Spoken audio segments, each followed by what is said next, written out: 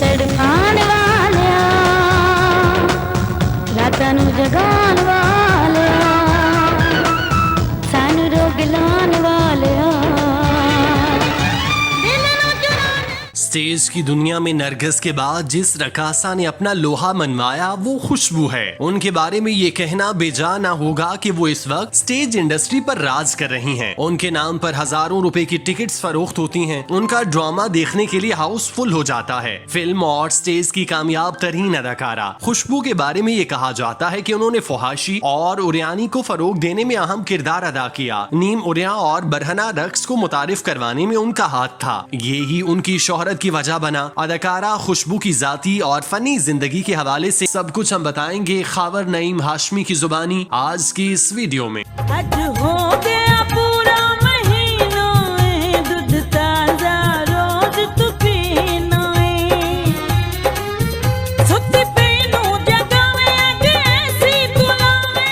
Stage की कताला खुशबू जो आज लाखों करोड़ों में खेलती है, उन्होंने एक गरीब और मुतवस्सित घराने में आंख खोली। उनके खानदान में से किसी का भी शोबे से ताल्लुक नहीं था। अलबत्ता उनकी वालिदा को न जाने कहां से हीरोइन बनने का शौक चढ़ा, लेकिन वो इस शौक को पूरा ना कर सकी क्योंकि वो एक काली कलोटी और दुबली पतली खातून थीं। वो किसी भी एतबार से फिल्मी हीरोइन के फ्रेम में पूरी नहीं उतरती थीं। जब खुशबू की वालिदा ने अपनी ख्वाहिश को कत्ल होते हुए देखा तो उन्होंने अपनी बेटी को इस दश्त में उतारने का फैसला किया। उन्होंने अपनी बेटी की तरबियत इस तरह से करना शुरू की जैसे ही ये कुछ बड़ी हो तो उसे फिल्मों और ड्रामों में काम मिलना शुरू हो जाए। खुशबू की वालिदा शक्लो सूरत के एतबार से ऐसी नहीं थी कि कोई मर्द उनकी तरफ मुतवज्जो होता, लेकिन ताहिर नामी एक शख्स ने खुशबू की वालिदा से ताल्लुकात कायम करना शुरू किए। अब इसके पीछे क्या मुहर्रिकात पोशीदा थे उनका यहाँ जिक्र करने की जरूरत नहीं। ताहम कहा जाता है कि ताहिर का एक स्टूडियो में बड़ा ऑफिस था और वो तबीयत के एतबार से बहुत ज्यादा शाह खर्च भी था। खुशबू की वालिदा को अपनी बेटी के मुस्तकबिल के लिए ताहिर जैसी किसी सीढ़ी की तलाश थी। वो उसे मिल गई, जिसके बाद 1988 में खुशबू एक फिल्म में बतौर चाइल्ड स्टार नमूदार हुई और फिर यहाँ से खुशबू के फनी सफर का आगाज हो गया। मैडम सबसे पहले ना मेरा दाग धोना जी।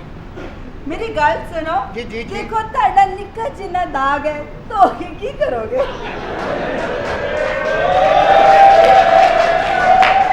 फिल्म इंडस्ट्री में डेब्यू करने के बाद खुशबू पर स्टेज की राहें हमवार हुईं और वो जल्द ही स्टेज अदाकारा के तौर पर डेब्यू करने में कामयाब हो गई। उस जमाने में बहुत सी अदाकाराएं स्टेज पर राज कर रही थीं। लोग उनके रक्स के दीवाने थे, इसी वजह से स्टेज का रुख करते थे। एक दूसरे पर सबकत ले जाने की कोशिश में बाज रकासाएं फहाश रक्स और नामुनासिब लिबास का इस्तेमाल भी करती थीं। लेकिन खुशबू ने इंडस्ट्री में कदम रखते ही वो कामयाबी हासिल की जो दूसरी रकासाओं को नसीब ना हुई। खुशबू को दूसरी रकासाओं के मुकाबले में तेजी से कामयाबी इसलिए मिली क्योंकि उन्होंने शानदार रक्स की बजाय फहाशी और उरियानी को कामयाबी की सीढ़ी समझा। खुशबू के बारे में कहा जाता है कि वो रक्स करते हुए कपड़ों का भी तकल्लुफ नहीं किया करती थीं और अगर कभी वो कपड़े पहनती तो नीचे कुछ नहीं होता था। इस तरह खुशबू ने तन तनहा स्टेज पर फहाशी और उरियानी के ऐसे रिकॉर्ड कायम किए जो कोई रकासा तोड़ने तो दरकिनार कायम भी ना कर सकी। स्टेज पर फहाशी को उरूज देने में बहुत सी रकासाओं को मौरूदे इल्जाम ठहराया जाता है, लेकिन खुशबू जो फहाशी फैलाने वाली गैंग की सरबराह थी